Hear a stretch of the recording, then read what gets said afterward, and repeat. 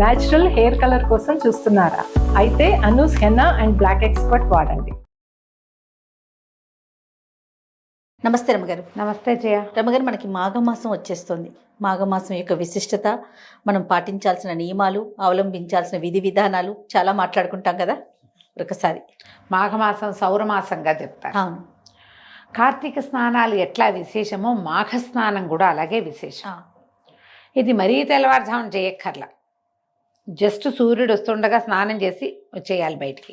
సూర్యోదయానికి ఒక్క నిమిషం ముందు. మనం మాఘ పురాణం కూడా చేసాం ఇదివరకు. అవును.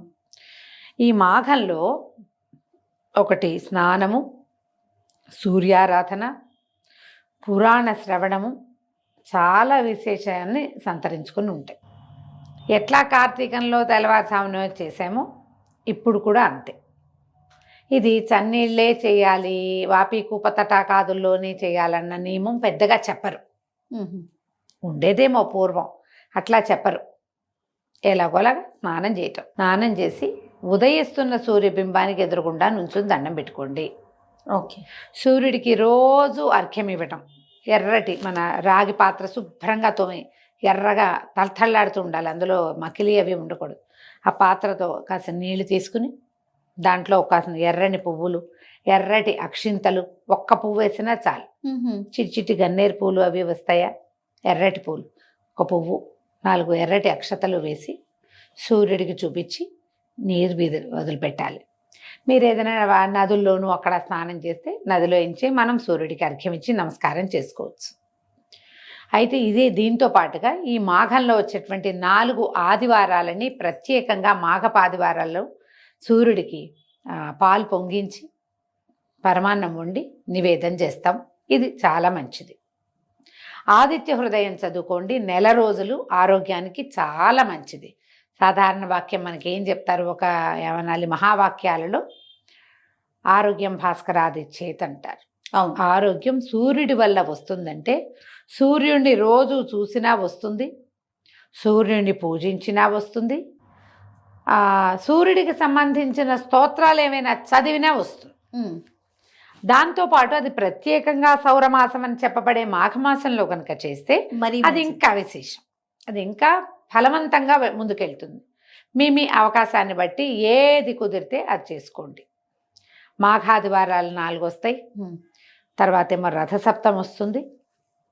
ఈ 5 రోజులు తప్పనిసరిగా సూర్యుడికి ప్రీతిపాత్రమైన పాయసాన్ని వండి, పరమాన్నాన్ని వండి, ఆవు పాలతో చేస్తే మంచిది. స్వామికి నివేదన చెయ్యండి. ప్రత్యక్ష నారాయణ స్వరూపుడైన సూర్యభగవానుడు ఆరోగ్యాన్ని ఇస్తాడు. అయితే ఇంకొక విశేషం ఏం చెప్తామంటే, గుప్త నవరాత్రులుగా చెప్పబడేటువంటి నవరాత్రులు ఉన్నాయి. మామూలుగా మనం నవరాత్రులు అంటే వసంత నవరాత్రులు, శరన్నవరాత్రులు 2 చేస్తాం. ఈ రెండిటితో పాటు గుప్త నవరాత్రులుగా శ్యామల నవరాత్రులు ఇప్పుడు వస్తాయి. అవునండి. వారాహి నవరాత్రులు కూడా వస్తాయి. ఈ గుప్త నవరాత్రుల్ని క్షేత్రాల్లో, పీఠాల్లో, మఠాల్లో జరుపుతారు. ఇళ్లలో అందరూ చేసుకోవాల్సిందే, చేయకపోతే కుదరదు లాంటి భావాలు లేవు.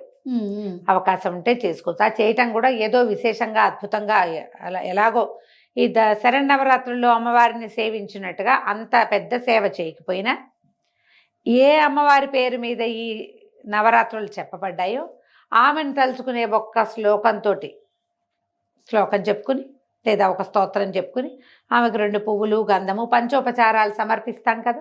అవునండి. ఆ పంచోపచారాలు సమర్పించి నమస్కారం చేసుకున్న ఈ 9 రోజులు చేసుకోవచ్చు. పాడ్యం నుంచి మొదలుపెట్టి చొల్లంగా అమావాస్య మర్నాటి నుంచి మాఘం మొదలవుతుంది. అవును. ఆ రోజును మొదలుపెట్టి 9వ రోజు దాకా చేసుకోవాలి. ఓకే. ఇది పగలు చేయాలా, రాత్రి చేయాలా, మీ అవకాశాన్ని బట్టి. మీరు పెద్దదిగా చేసుకోదలుచుకుంటే ఎవరైనా పురోహితుడితో, పెద్దవారితో సలహా లేకుండా చెయ్యొద్దు. సింపుల్గా నేను చెప్పినట్టుగా చేసుకుంటామంటే దీపారాధన చేసేటప్పుడే అమ్మవారి శ్యామలాదేవి పేరు కూడా చెప్పుకుని చేసుకోవచ్చు. శ్యామలా దండకం చాలా విశేషమైనది, శక్తివంతమైనది. విద్య, ఉద్యోగము ఈ రెండిటికి అత్యద్భుతమైన ఫలితాన్ని ఇస్తుంది శ్యామల. ఆమె మంత్రాధిష్టాన దేవతగాను కనపడుతుంది మనకి. అంత పెద్ద పెద్ద వాటికి వెళ్ళొద్దు, సింపుల్గా చేసుకోండి. శ్యామల దండకం చదువుకోవచ్చు. శ్యామల స్తోత్రం అని ఒక చిన్న స్తోత్రం కనపడుతుంది, అవకాశం ఉంటే అదైనా చదువుకోండి. ఒట్టిగా మాణిక్య వీణాం ఉపలాలయంతి మదాల సామంజుల వాగ్విలాసం మాహేంద్ర జ్యుతి కోమలాంగి మాతంగ కన్యా మనసా స్మరామి, చాలు. అంతే. ఇదైనా సరిపోతుంది. మీరు దండకం చదువుకోగలిగి మీకు నోరు తిరిగితే తప్పులు చదవకుండా దయచేసి ఆ తప్పులన్నిటినీ నేను ఇంత బాగా చదువుతున్నాను అని ప్రజలందరికీ వినిపించకుండా మీ తప్పులు మీరే చదువుకోండమ్మా. తప్పులు సవరించుకుని చదువుకునే ప్రయత్నం చేసి అమ్మకి ఏదైనా విశేషమైన నివేదన చేసి పెట్టి, పెద్దదిగా చేస్తే, సింపుల్గా చేస్తే, శ్యామలకి ఆకుపచ్చని పళ్ళు నివేదన చేస్తే మంచిది. జామకాయలు, ఆకుపచ్చగా ఉండే జామకాయ నివేదన చేయొచ్చు. ఏదైనా పొలగం చేసి పెడతాము, పెసరపప్పు వడపప్పు పానకం చేసి పెడతాము, చేయండి. ఆకుపచ్చటి కాయలు, రేగుపళ్ళు, రేగికాయలు, పెద్ద పెద్ద రేగికాయలు వస్తాయి, అలాంటివి కూడా పెట్టచ్చు. ఆకుపచ్చటి అరటిపళ్ళు కనపడతాయి, అవైనా పెట్టుకోవచ్చు. మీ ఓపిక. పచ్చవి రోజు ఆకుపచ్చటి కాయ జామకాయలు కనుక పెట్టుకుంటే చక్కగా వెళ్ళిపోతుంది. అవకాశం ఉంటే ఈ 9 రోజులు అది జరుపుకోండి. ఈ 9 రోజులు జరిపినా జరపకపోయినా మాఘంలో వచ్చేటువంటి 4 ఆదివారాలని, రథసప్తమిని సూర్యారాధనకి అంకితం చేసుకోండి. ఈ ఆదివారాలు, మాఘాదివారాలలో బ్రహ్మచర్యం పాటించాలి. మీరు పాలు పొంగించేటట్టయితే నూనెతోటి వండుకోవద్దు, నూనె పదార్థాలు ఏవీ తినద్దు, మాంసాహార భక్షణ కుదరదు. ఇతరత్ర ఆదివారం పార్టీ కదా, పొద్దున పూజ చేసుకుని సాయంత్రం పార్టీకి వెళ్దాం, కుదరదు, చేయబోకండి. మీరు గనక ఆదివారం నాడు నేతితోటి వంట చేసుకుని బ్రహ్మచర్యం అవలంబించి చక్కగా పూజ గనక చేసుకుంటే ఆరోగ్యానికి మంచిది. పొద్దున్నే పాలు పొంగించటము, ఎండెక్కిపోకూడదు. తెల్లవారే సూర్యోదయం అవుతుంటుంది, పాయసం వండుతారు. ఆ ఉదయించిన సూర్యబింబాన్ని చూస్తూ ఈ పాయసాన్ని ఆయనకి నివేదన చేసి, సూర్యుడికి సంబంధించినటువంటి సూర్యమండల స్తోత్రము, అలాంటి బోలెడని స్తోత్రాలు ఉన్నాయి, ఏదో ఒకటి చదువుకోవటం, లేదా ఆదిత్య హృదయం చదువుకోండి. ఆదిత్య హృదయం కూడా అద్భుతమైన ఫలితాన్ని ఇస్తుంది.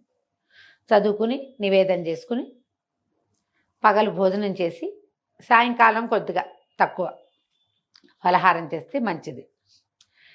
దాంట్లో క్లియర్గా చెప్తారు, స్త్రీ తైల మధు మాంసాని అని. బ్రహ్మచర్యం చేయాలి, నూనె వస్తువులు తినకూడదు, మధువు మాంసము ముట్టకూడదు. మీ అవకాశాన్ని బట్టి 4 వారాలు రథసప్తమి అంటే 5 రోజులు చేస్తారా, లేకపోతే ఒక్కరోజే చేసుకుంటారా?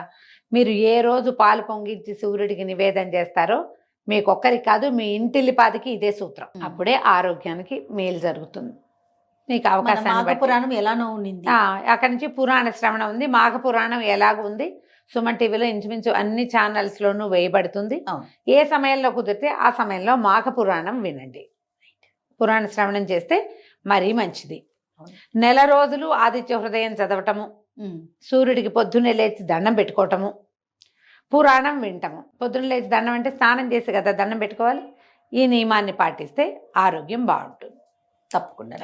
నమస్తే. నమస్తే.